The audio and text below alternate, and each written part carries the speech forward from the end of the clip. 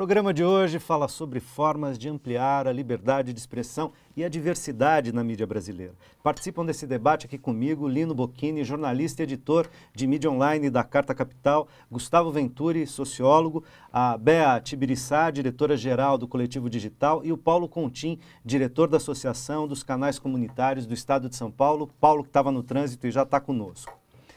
Você também pode participar, ligue para 0 Operadora 11 4930 7356. É o melhor e mais justo, você já sabe, está sendo transmitido ao vivo pelo portal tvt.org.br e também pelo canal 13 da NET.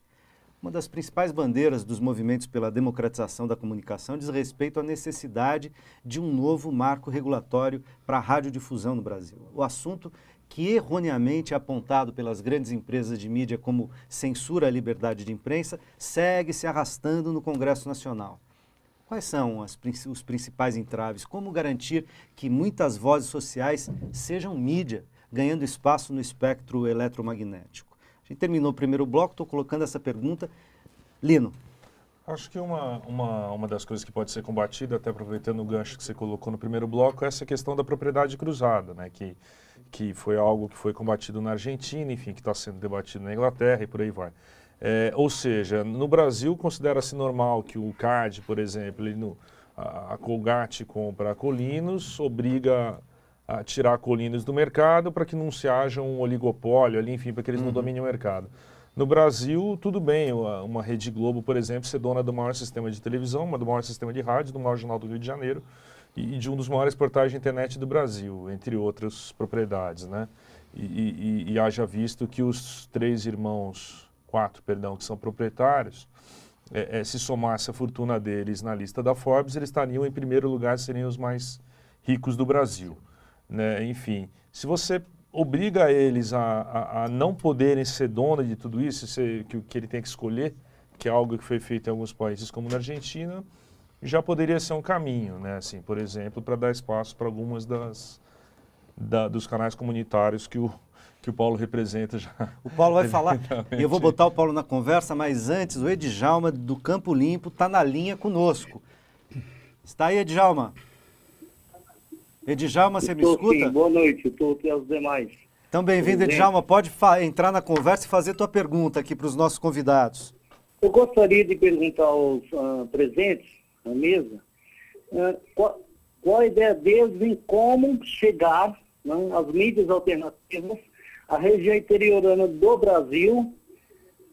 Isso é um delay. E também por parte para chegar até as ONGs, que têm um trabalho fundamental junto à periferia das grandes metrópoles, que poderiam ser multiplicadoras no sentido de impedir aquilo que tem ocorrido há quase que há meio século, que é a imperação, a maneira imperial como as mídias abertas, no caso as TVs abertas, têm posto suas programações, né, da maneira como querem aqueles que tanto sofrem. Edjalma, obrigado, viu? A gente ouviu o Edjalma, vocês viram com algum delay, né? Então ele falava um pouco, daqui a pouco demorava um pouquinho para a gente retomar a audição do que ele estava nos dizendo. Mas acho que deu para compreender, né? Qual era a pergunta. Então, Paulo, bem-vindo, chegando aqui no trânsito meio atrasado, mas já entra conversando com o Edjalma. Esbaforido. Bem, boa noite a todos os telespectadores. Em primeiro lugar, eu quero agradecer a presença e poder estar aqui, Tuto, que a gente retransmite também pela TV Osasco, o seu programa. E eu diria, né, para o nosso telespectador que as TVs comunitárias, de alguma maneira, fazem isso cumprem essa função. Cumprem, né? essa função, na medida que tem nas suas programações, como a TVT, o seu programa, a OAB, o Sindicato dos Metalúrgicos, a Associação Comercial, todos têm a possibilidade, de uma maneira muito simples, de participarem e serem realmente uma voz das pessoas, das entidades que não têm acesso às grandes mídias, né? Então, eu creio que essa já é uma função que estamos fazendo. Precisamos, muito mais do que em qualquer outro momento, precisamos de apoio para continuarmos vivos. Gustavo. Bom, eu acho que a questão de fundo, né, que está colocada, talvez convenha ressaltarmos o que foi chamado a atenção também no VT inicial, que é a questão da representação. Um dos problemas, né, dessa concentração, como já foi dito, é a falta de pluralidade e não representar a diversidade, né, da população brasileira, né? Alguns dados que a pesquisa apontou, por exemplo, fica bastante claro que, por exemplo, falando de TV especificamente, né? A pergunta era, a TV trata dos problemas do Brasil? Na medida certa, foi apenas a resposta de 1/3 da população, né? A grande maioria acredita que menos do que deveria. Ela mostra a variedade do povo brasileiro, mostra toda a sua variedade, apenas 24%, mostra a variedade, mas não muito, 54%, e não mostra a variedade do povo, 22%, que eles têm de novo uma maioria insatisfeita com isso. Mostra a realidade como ela é, 26% apenas são dessa opinião, 51% acredito que mostra apenas em parte e 23% que ela costuma esconder a realidade, quase o mesmo tanto que acredito que ela mostra a realidade. E por aí vai a respeito de outros aspectos, né? E aí, falando da representação da população, mostra pessoas como você é, de modo positivo 32%, de modo negativo 25% e não costuma mostrar 43%. Quer dizer, as pessoas não se reconhecem, não é? Então deixa eu aproveitar, Gustavo, nessa e até colocar a BA na conversa, porque o Eduardo de São Paulo, internauta, entrou com uma questão aqui perguntando o seguinte, ele diz, temos que lutar pela democratização dos meios de comunicação, mas porque ainda não conseguimos convencer a maioria da população a abraçar essa bandeira? Será que a linguagem que usamos não está um tanto quanto ideologizada? Pergunta o Eduardo.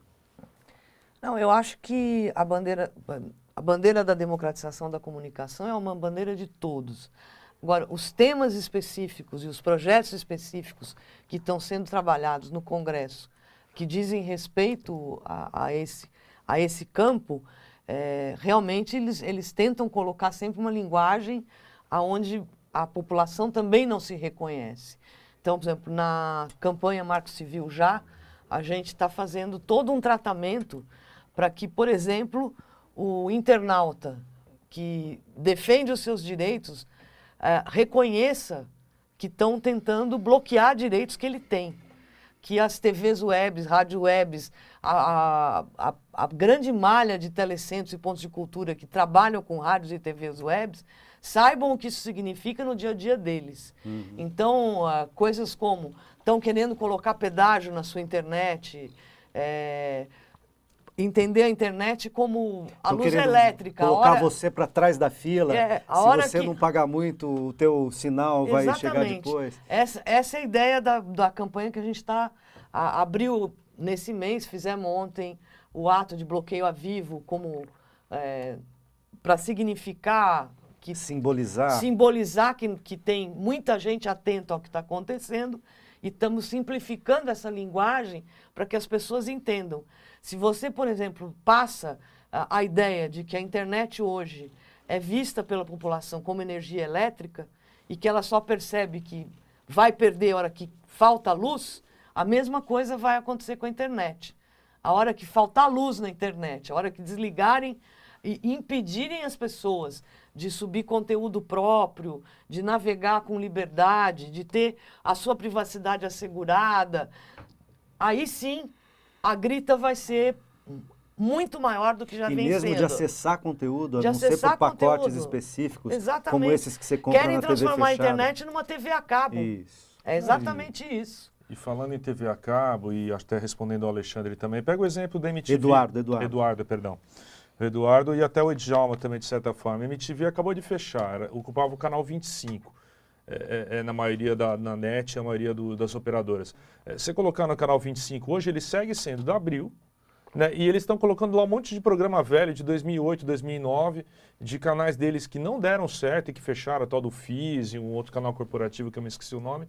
Enfim, e é deles aquilo lá, assim, e é uma concessão pública. Por que o canal 25, que é um número tão nobre, não é, sei lá, da TVT, ou da TV Osasco, ou da TV do Lino e da BA, da TV do Djalma, e por aí vai, né? Ou de um sindicato, de uma universidade, enfim. Eu acho que esse tipo de debate tem que ser feito, né? Assim, Abril fecha a MTV, demite todo mundo, tem um prédio abandonado no Sumaré e continua com o canal 25. Por quê, né? Sendo que é uma concessão pública. Eu acredito que parte da dificuldade também de avançar o debate é que há uma interdição, né, da discussão, na medida em que cada vez que se levanta a questão da regulamentação, isso é taxado de censura. Não é? Evidentemente não se trata disso. Né? E dos países com democracia né, mais consolidada, todos têm uma regulamentação que no Brasil ainda não foi feita. Né? Então, essa é um dos pontos centrais a se combater, essa ideia que sim, precisamos de uma regulamentação. A população percebe, queria só citar mais alguns dados aqui, a pergunta, existem regras para a programação de TV? Apenas 52% acreditam que sim. Os outros acham que cada emissora passa o que quer. Tal é a questão. Deveria haver mais regras? 71% acham que sim, para a programação. Para a publicidade, 66% acham que deveria ter mais regras. E a hora que se coloca a questão das possibilidades de como isso deveria ser feito, né, a maioria, ainda que relativa, 46%, acha que essa regulamentação, seja da publicidade, seja da programação na TV aberta, deva ser feita por um órgão ou conselho que represente a sociedade. Então, postas 3 alternativas. Órgão ou conselho que represente a sociedade é a opção de 46%. As próprias TVs e agências de publicidade se autorregularem, é 31%, que é o que temos hoje. Mas, que é o que elas divulgam, inclusive, né? E que é insuficiente pela própria percepção da população. E há, claro, uma vertente que, na falta de regulamentação, acho que quem deve fazer isso é o governo, que aí poderia resvalar para questões de censura, que é 19%. Então, a própria interdição do debate provoca esse tipo de risco, de levar com que alguns setores da sociedade achem que a saída seja essa. Né? Felizmente, ainda que estejamos longe de uma maioria aqui sólida, nós temos aí quase metade, a primeira opção, como uma regulamentação social. Agora, isso precisa ser discutido, precisa ser pautado dessa forma. Se cada vez que se abre essa questão, né, vem os grandes meios e falam, estão querendo censura, o debate não avança. Não avança. Eu vou fazer mais um rápido intervalo e a gente já volta.